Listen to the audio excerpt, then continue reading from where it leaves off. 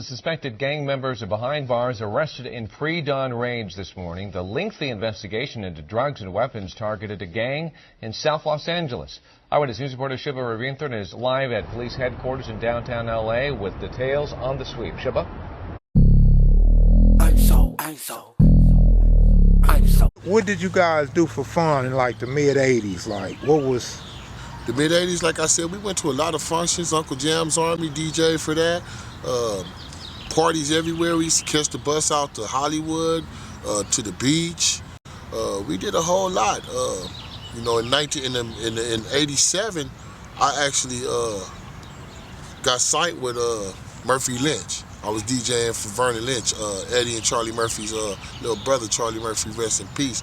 We was with a group called K9 Posse. So we would go on tour. So I would take them on tour when I was on the Budweiser Superfest. Girl is looking fly. I'm not your average guy. We did a lot. We would go to picnics. We would hang out. You know, it was a lot of fun times. The Uncle Jam's Army, was y'all fighting? A lot of fights. We partied the most of the time, but we would get into some fights. Did y'all go to Osco's, Capitol House? We went to Osco's. Yeah. What was your relationship like with the PBGs? I did to get at the PBGs because they was fucking with Baby Pooh. I can't leave out Big Al Bone and No Name Pleasure too. I left them names out. Yeah, them was some originals too. How about Magic Mountain? Yeah, we went to Magic Mountain. G'd up and everything. Khakis. Me and Al Bone had our twin khaki suits on. Back then, Vernon Avenue rag color was gray. I ain't so stupid, but I ain't off flossing. I'm from Vernon Avenue. Ooh, glove hats too. All about the cabbage, nigga, vegetables too. So we would have on all the gray khakis, Converses, painted pants, Charlie Browns, golf hats, Croker sacks. You know, Colorado boots with the big blue shoestrings up in them. Yeah, the Pendletons, right.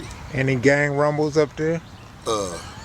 No, the only gang rumble that was going on was with, who was that with the 6-0s? It was some, the A-Trade Gangsters that year. Yeah, that was all the time. Yeah. Right, we got into a few fights. We got into some fights at Pacoima with the Damus at the Pomona Fairgrounds. We got into some fights.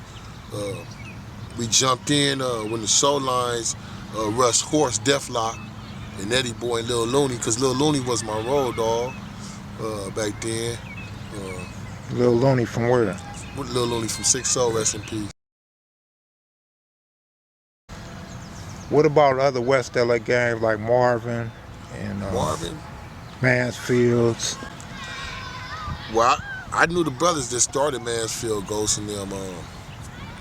We didn't get into it. They was Mansfield Hustlers when I went to jail. You know, Marvin's. We didn't hang out with them and them. We didn't really beef with them. You know what I mean? Gear gang. Us and the Gear gang got along. Right. This baseball league you guys played in last year. Right. You know, word around town was how good the 40s were. Yeah, with the glove hat. I'm so. Hey, Flip. DJ Flip, make the money flip. Make the money flip. I ain't so stupid, but I ain't off flossing. I'm from Vernon Avenue. Spody softball team. That's right, #1. So my question is, where did you guys grow up playing baseball? Oh, some of the brothers played at Van Ness Park. I played in the elementary at 42nd Street School. You know, I didn't play for no teams, but they played for Rancho Park and Van Ness Park. Some of them played at Harvard Park too. So wasn't no local parks in your neighborhood that y'all played at? What we got is, the closest one to us was Van Ness Park. And y'all got the best softball team. We got the best, the #1. They gonna do it again. That's crazy. You know, we're family orientated. It's good. We're a neighborhood that sticks together. You know, we didn't start off. We used to start off saying like we were families. Like I had a hood pops and his name was Albone, and my older homegirl was my hood mom, Jackie. You know what I mean? I had hood brothers and sisters. Then you know, Pleasure had his hood family. You know what I mean? So we try to stay family orientated now. And even today, even with all the division and all the madness that's going on, we still try to stick together and build. It's about today, you know what I'm saying, going to another level. doing more positive things, reconstructing the area. In 2003, my homie Robert Washington, Little Stork, he took me up to what's that, Rancho Park, to meet with the Jungles and Tombstone and them. Yo, Ephraim was up there already, so we standing in the park waiting for them to come. So I'm looking around and I'm seeing cars driving by looking fishy. I'm seeing dudes walking, going, posting by trees and everything. So I see them surrounding the park. So I tell Little Stork, hey man, you better leave, they fixing to kill me. So he like, nah, we came together, you know what I'm saying, and we gonna die together, because Lil Stark, that's been my boy since we was born. You know what I'm saying, my day one with Kevin Brown, right? So they get to walking, surrounding us, so I'm standing in the middle of the circle. This 2003, and we talking about coming together with a truce for some other purposes. So Tombstone, they agreed to the truce, and then you got a couple of them with their knives out and everything looking. And Ace Rat, he got killed later. He's looking at me like he want to blow my noodles off. You know what I mean? So he tell Tombstone how we know the 40's gonna be serious about this. And Tombstone like, well, we gonna let blood leave a lie. You know what I'm saying? So we got up out there. So we had a truce though that went for like at least 6 months. You know, Magic Johnson, Steve Harvey, Tony Muhammad was the mediator of it all, and they started wanting to put money behind us. This when the gang intervention and stuff really started getting the money pot to the city of LA, because people really don't know. It should still be standing the same, but they get like $240 million a year for those purposes for gang intervention. So they was gonna give us in the Jungles $1 million to split. Tony Muhammad had got the Vision Theater in Lamert Park with the Muslims, because we wanted to start a West Coast Apollo there, and we was gonna be securities, they was gonna be securities, then we was gonna get some frontline G's from other hoods and hire them as security, so everybody was welcome. And they just tell their homies, you know, kick back when they come up there. And HBO was gonna give us $35,000 to split, but you know, mysteriously, I don't know how it happened. You know, all I know is that, you know, this brother Ace Rat was in the neighborhood twice that week and nothing happened. You know what I mean? The homies would call me, he at the gas station, we gonna escort him, make sure he get back safe. But he happened to be rolling down Vernon one day and he get killed. You know, it was kind of fishy to me because we was gonna get that $1 million, but then the LAPD and them get $12 million the next day. You know, and I don't know, you know what I'm saying? But it is what it is. And that killed the truce. That killed it. It killed it. It didn't go off automatically and start over, but you know, since then it ain't been the truth. Been a sign. Right. Was you out when 40s and 30s came back together? Mm-hmm. How did that come about? Well, I didn't go to the meeting with them, but I know they met and walked together on the King Parade. All I know is that the Tookie family and them gave us a plaque for that. You know what I'm saying? For that truce that went down. It was a matter of time that was gonna happen. It's too much. Yeah. Everybody's too many families. Yeah, exactly. Y'all grew up together and tight next door. Right. Yeah. 5 to 10 years from now, what do you see the 40s and 60s beef at? The 40s and 60s, I don't really see that as a beef, to be honest. A lot of wall dissing and internet banging. Internet banging and a lot of wall dissing, but you got a lot of brothers that, you know, see each other and it ain't no beef, ain't no dissing. You know what I mean? It's unfortunate that the incident had happened. You know what I mean? But I don't really see it as a beef. What I see is that the trust probably won't be there as thick as it was before. But I don't really see no beef. It'd be a lot of the youngsters dissing each other, right? On both sides. Right. And then they go to county jail in the pen right. and be sealed up with each other. Right. The older dudes, people feel like not stepping in. Right. Not doing enough to try to curb the situation. It's not, you know, you got a lot of originals that's got their family life now going on. They got other things that they doing in life and they're not coming back. to properly guide the youngsters. And you know, truth be told, you got a lot of older cats that wasn't out there back in the 80s and the 90s, or even the early 2000s doing their thing, but now they hanging out with these youngsters, misdirecting them, you know, putting the extras on, you know. And then you got a lot of brothers that's out here, that's some originals that's trying to do something right for the communities, but you don't have the support behind it. All right, that along with what you said earlier about you felt like the 40s wasn't getting a lot of respect in the early years. Let me ask you, did you guys grow up with a chip on your shoulder? Nah, not really. No. No.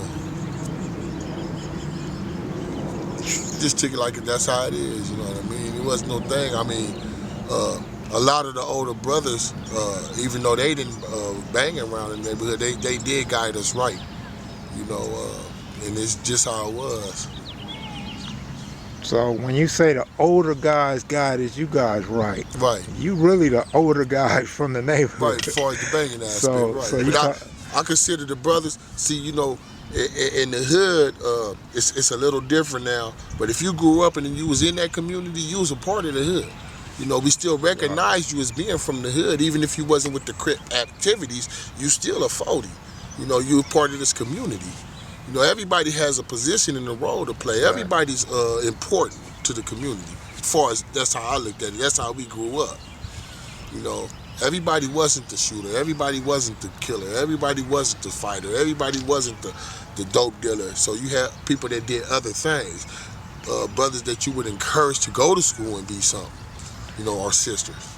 So what are you personally doing to change the direction of the neighborhood? I do a lot of giveaways, block parties. I'm in the process of putting together a 501c3 to start another nonprofit organization, a community center around there. I'm taking community development. I help out addicts and alcoholics to recover from their addiction. And I talk to the kids. I still stay connected. You know, I still tell them the consequences of the choices that they make. You know what I mean? I understand that I have to look at it. I have to step into their shoes when I was their age, and how would I want somebody to approach me? Because when I'm active, I really ain't trying to hear nothing. But a seed can be planted. You know, and if they bump their heads enough, they might say, well, the big homie is kind of right, and want to follow suit. You know, I make shirts. You know, some people may look at them, you know, and I did get the idea from like Nipsey, and you got the brother who was at Schoolboy and them, they got the Fed Streets.